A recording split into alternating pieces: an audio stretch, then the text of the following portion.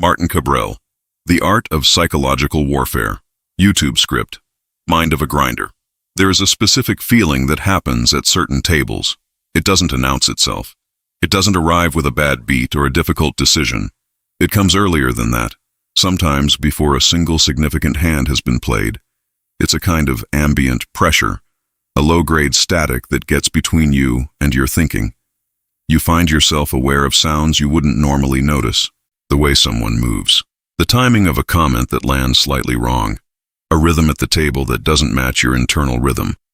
And somewhere in the middle of all of this, in what should be a routine decision about a fairly standard spot, you realize you're not thinking as clearly as you usually do, not dramatically, not in a way anyone would notice from the outside, but clearly enough that the decision takes longer than it should, or resolves faster than it should, or produces a result that, reviewed an hour later, you can't fully explain.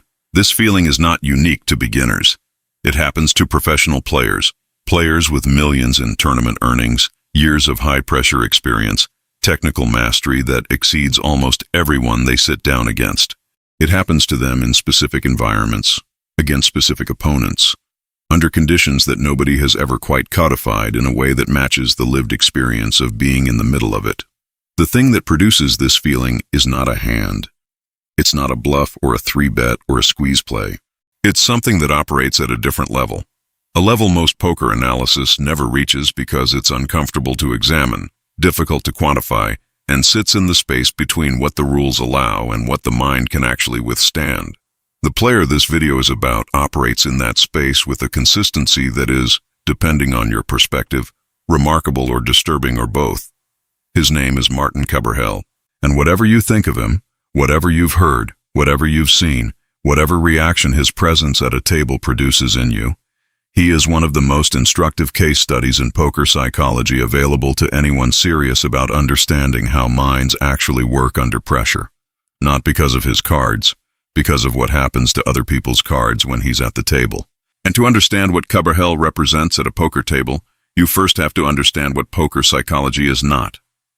Most discussions of poker psychology focus on the internal management of the player, emotional regulation, variance tolerance, tilt avoidance, bankroll discipline. These are real and important, but they're inward-facing. They describe what you do with your own mind.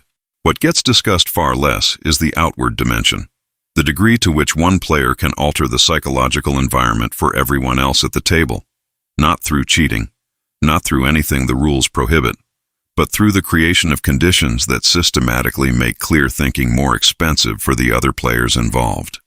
This is a legitimate competitive dimension. It exists in every sport, every negotiation, every high-stakes domain where human beings compete under pressure. The boxer who takes up space in the ring, the negotiator who controls the pace of the conversation, the chess player who creates positions that are technically defensible but exhausting to hold. The mechanism is always the same. Make the cost of clear thinking higher for your opponent than it is for you. At a poker table, this dimension is almost entirely uncodified. The rules govern what hands you can show, when you can act, how you must handle your chips. They do not govern the psychological environment in any meaningful way, which means that the player who understands how to shape that environment and who has the specific temperament required to do it without being destabilized by their own tactics, has an edge that doesn't appear in any hand history. Kabrhel operates in this dimension with a fluency that is genuinely rare. He is not simply an aggressive player. There are many aggressive players. He is not simply an unpredictable player. Unpredictability is a technical tool. What distinguishes him is something harder to name. A quality of presence that makes the table feel fundamentally different, and not in a way that resolves cleanly into the normal categories of poker analysis. To understand what that presence actually does, mechanically, psychologically, to the decision-making of the people sitting across from him, you have to look not at his hands, but at theirs. Decision quality in poker is not fixed. It is not a stable property of a player that remains constant across all conditions. It fluctuates with cognitive load, emotional state, fatigue, perceived threat level, and the ambient quality of the environment in which the decision is being made. This is not controversial. It is well established in the psychology of judgment and decision-making across virtually every domain studied. What has not been adequately examined is how this fluctuation operates specifically in poker, and how other players can deliberately or inadvertently create conditions that push the fluctuation in a direction that serves them. Here is the mechanism at its simplest. A poker decision requires working memory. You need to hold multiple variables simultaneously: your hand, the board, the action, your opponent's range, the pot geometry, your read on this specific opponent in this specific moment. Under normal conditions, most serious players can do this adequately. Under conditions of cognitive disruption, ambient stress, distraction, irritation, uncertainty about what's coming next, the working memory available for that calculation shrinks. The shrinkage is not catastrophic. You don't suddenly forget what poker is, but you lose resolution. The fine-grained distinctions that make the difference between a PLEV decision and a EV decision become harder to access. The range that was 5 hands wide narrows. The read that required sustained attention to assemble starts to feel less certain. The confidence required to execute an aggressive line that you've analyzed as correct starts to waver. None of this is visible. The player sitting across from you doesn't know it's happening. You might not fully know it's happening. But the decision that emerges from that degraded state is not the decision your full cognitive capacity would have produced. This is the core mechanism. It is what any form of psychological pressure at the poker table actually does, stripped of all the specific behaviors that produce it. And once you understand the mechanism, you can start to analyze exactly which specific behaviors produce it most reliably. Time is one of the most underappreciated variables in poker psychology. Not clock time, the time that governs shot clocks and action clocks, but the internal experience of time, the rhythm of a session, the pace at which information arrives and decisions are required, the predictability or unpredictability of when the next pressure point is coming. Human beings regulate themselves internally by rhythm. We calibrate to pace. When a session runs at a consistent, predictable tempo, the mind settles into something close to an operational baseline. Not comfortable necessarily, but calibrated. When the tempo is disrupted, that calibration is thrown off.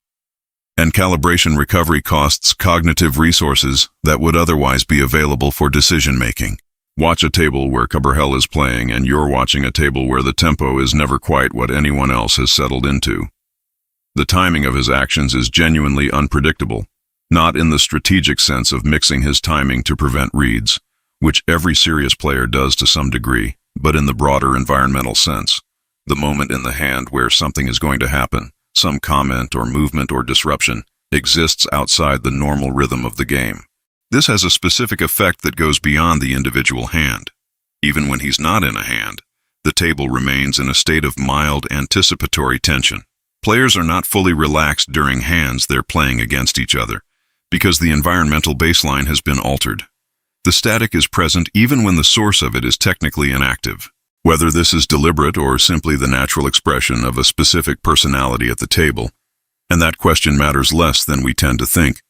The psychological effect is measurable in the behavior of the other players. Decisions take on a slightly different quality.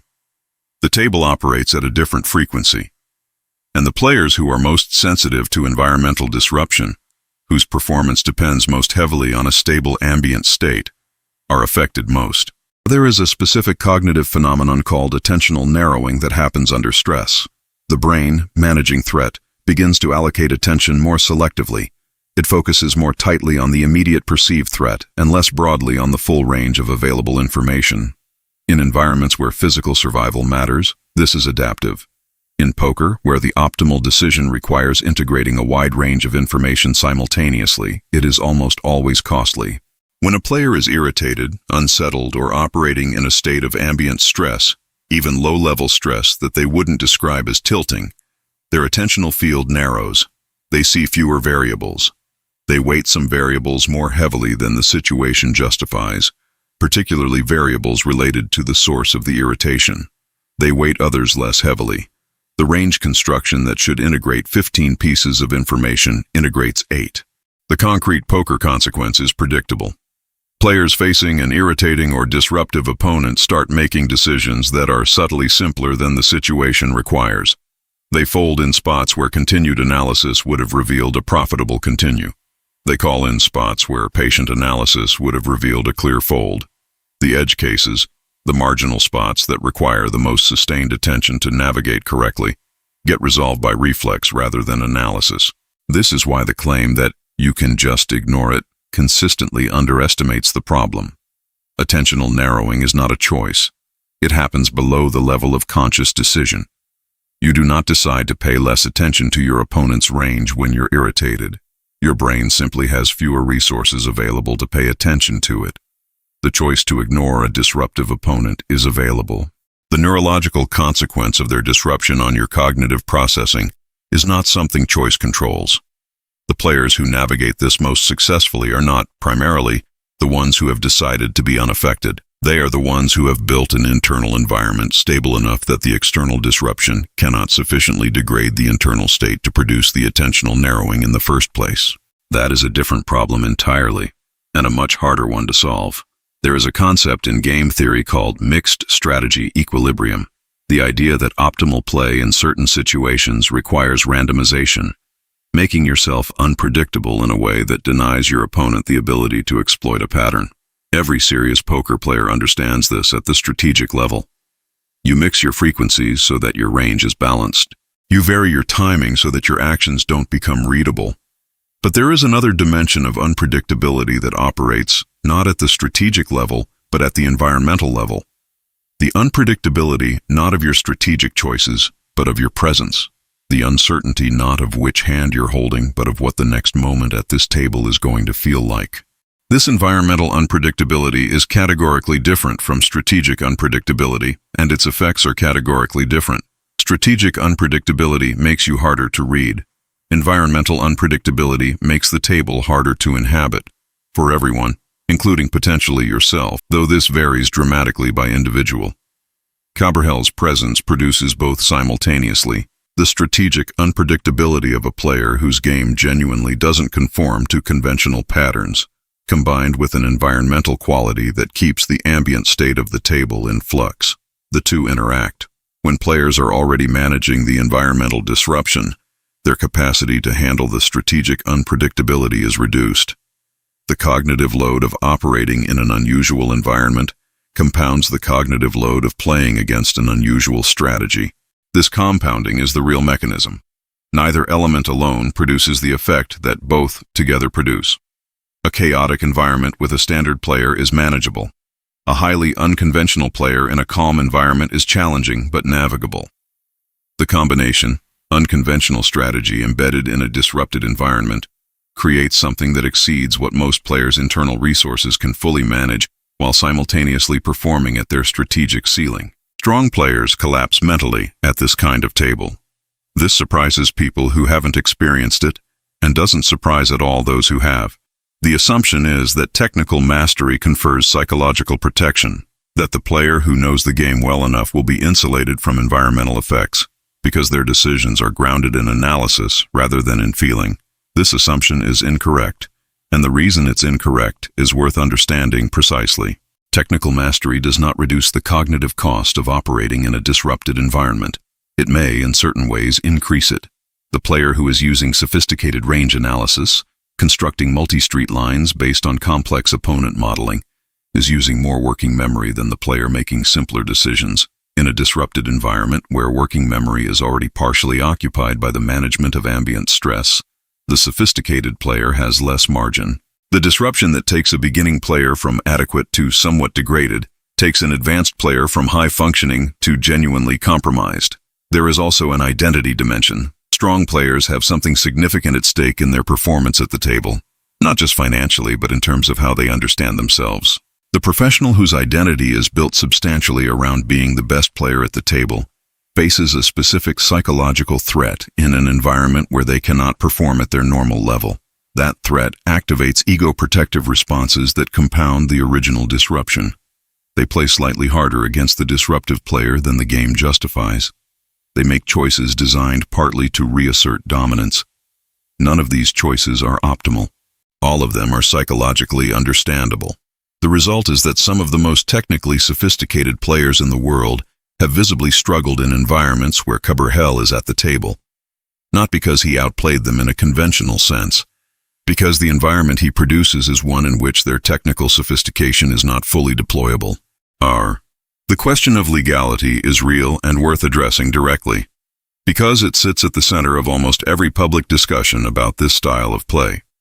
Everything that creates the psychological pressure described in this video operates within the rules. This is not an apology or a defense. It is a factual observation that matters for the analysis. The rules govern the mechanics of the game. They do not govern the psychological environment, and they cannot govern it in any operationally meaningful way, because the psychological environment is produced by a combination of personality, behavior, and the intrinsic psychological responsiveness of other human beings, none of which can be fully standardized. What the rules allow is behavior. What behavior does to minds is a separate system, and the gap between those two things, between the legality of an action and its psychological effect, is the space in which psychological warfare at the poker table exists and always has existed. The relevant question is not whether the behavior is legal. It is, what does this do to the decision quality of the players in the environment? And the answer, examined honestly, is that it degrades decision quality in predictable ways through well-understood psychological mechanisms in players who have not built specific internal defenses against exactly this type of pressure. That degradation has value. It is a competitive edge, whether sought deliberately or produced as a side effect of personality. Treating it as merely a rules question misses the entire substance of what's actually happening, and there are players who thrive in chaos. This is observable and requires explanation, because the same environment that degrades one player's performance reliably improves another's. What is the difference? The players who thrive in disrupted environments share certain characteristics that are worth identifying precisely. First, their decision process does not depend heavily on environmental stability. They are not using a methodology that requires sustained, quiet analysis to produce its conclusions. Their decisions are generated from a faster, more intuitive process, one that is less sensitive to the ambient noise level because it draws less on the cognitive resources that ambient noise depletes.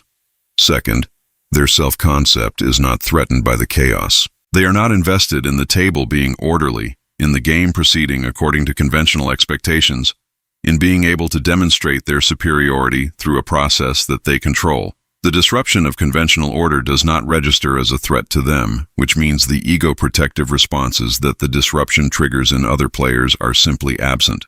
Third, and this is the least intuitive, they often have a higher tolerance for their own unpredictability. Players who are constitutionally comfortable with not knowing exactly what they're going to do next are, paradoxically, more comfortable in environments where nobody knows what's coming next. They're not searching for a pattern they can execute. They're responding to whatever is actually in front of them. In a disrupted environment, this responsiveness is an asset. The player looking for a pattern that the environment keeps denying has a problem. The player who wasn't looking for a pattern has none. Whether Kabrhel fits this description precisely is less important than recognizing that the description fits someone. That there is a player type for whom the chaotic table is the most natural environment, not the most challenging one. The players who learn to maintain decision quality in this kind of environment do not do so by becoming indifferent to the disruption. Indifference, as a goal, is mostly unavailable. The nervous system does not take instructions about what to register and what to ignore. What they develop instead is something more specific: the ability to separate the experience of disruption from the quality of their decision process, to feel the static, to register the irritation, the attentional pressure, the ambient uncertainty, without allowing that feeling to govern the next action. This is harder than it sounds and less heroic than it sounds. It is not emotional suppression. It is not meditation achieved under fire. It is, at its core, a specific skill of executive function, the ability to note an emotional state, acknowledge its presence, and then proceed with the decision process as if the emotional state were not calling for action. Players who develop this skill do so through exposure and deliberate practice. They have been in enough disruptive environments that the disruption itself becomes somewhat familiar, not comfortable, but known. They have built, through repetition, a slightly slower connection between the feeling of disruption and the impulse to respond to it. That delay, measured in seconds, sometimes in fractions of seconds, is enough to allow the deliberate system to engage before the reflexive system has already acted. The practical implication is that this skill can be deliberately developed, not by seeking out chaotic tables as a form of endurance training, but by building the specific habit of noting internal states during play without immediately acting from them. Every session contains moments of irritation, of distraction, of mild disruption. Each of those moments is a practice opportunity. The player who builds the habit of pausing at those moments, not suppressing pausing, is slowly building the capacity that holds under more extreme conditions. Zoom out from Martin Kabrhel, from the specific hands and the specific table dynamics and the specific public reactions that surround him. Zoom out from the question of whether his behavior is acceptable or unacceptable, whether it crosses lines or operates within them, whether he's a villain or simply an unusually honest expression of a competitive instinct that every serious player shares to some degree. What remains when you zoom out far enough is a lesson about the nature of competition at this level. You are not competing only against strategies. You are not competing only against ranges and frequencies and bet sizes. You are competing in an environment that has a psychological texture, and that texture is shaped by every person at the table, including you. The player who is unaware of this dimension is navigating only part of the actual game being played. They are making decisions based on the cards while the real competition is happening somewhere else. Every player who makes you uncomfortable is showing you something about your internal architecture. Every table that feels harder than it should, where your edges don't perform the way they do, where your clarity is somehow reduced without a strategic explanation, is showing you the same thing. The weakness is not in your strategy. The weakness is in the infrastructure your strategy runs on. The most dangerous opponent is not the one who outplays you technically. It's the one who changes who you become while playing, who alters the decision maker, not just the decisions, who wins not by being better at poker, but by being better at making you worse at it. That player exists at every level of the game, in different forms, with different styles, under different names. The lesson Kabrhel offers, to anyone willing to receive it as a lesson rather than a complaint, is that the work of protecting your decision quality is never finished, that the internal architecture requires the same investment as the strategic one, that knowing your ranges means nothing if the self that applies them can be destabilized by the environment in which they're applied. The table is not neutral, it never was. The player who treats it as neutral has already conceded an edge to anyone who understands it differently.